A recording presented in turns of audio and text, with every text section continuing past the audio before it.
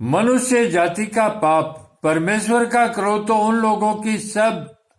अभक्ति और अधर्म पर स्वर्ग से प्रकट होता है जो सत्य को अधर्म से दबाए रखते हैं, इसलिए कि परमेश्वर के विषय का ज्ञान उनके मनों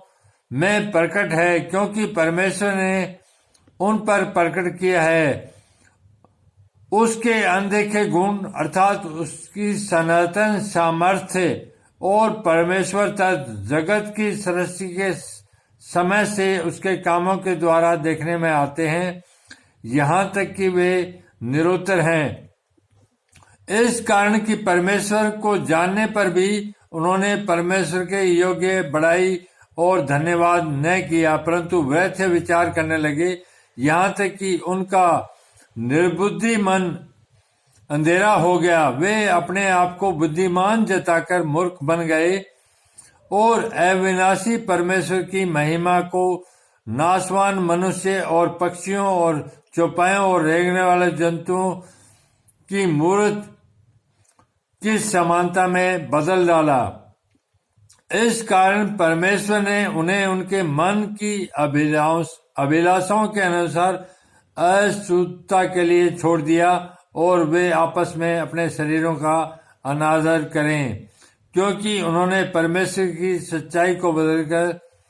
झूठ बना डाला और सृष्टि की उपासना और सेवा की, न कि उस सृजनहार की जो सदा धन्य है। आमीन। इसलिए परमेश्वर ने उन्हें नीच कामनाओं के वश में छोड़ दिया, यहाँ तक कि उनकी स्त्रियों ने भी स्वाभाविक व्यवहार को उससे जो स्वभाव के विरुद्ध है बदल डाला। वैसे ही पुरुष भी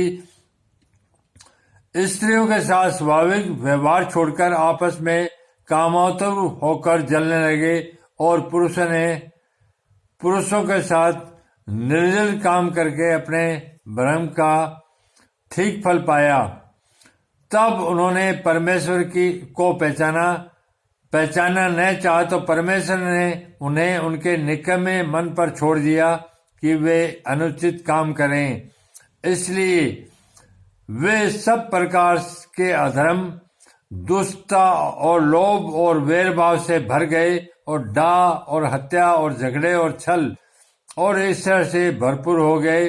और चुगलखोर, बदनाम करने वाले, परमेश्वर से घृणा करने वाले, दूसरों का अनादर करने वाले, अभिमानी, डींगमार, बुरी बुरी बातों के बनाने वाले, माता पिता की आज्ञा न मानने वाले, निर्बुद्धि, विश्वासघाती, माया रहित और निर्दय हो गए। वे तो परमेश्वर की यह विधि जानते हैं कि ऐसे काम करने वाले मृत्यु के दंड के योग्य हैं, तो भी न केवल आप ही ऐसे काम करते हैं वरन करने वालों से प्रसन्न भी होते हैं।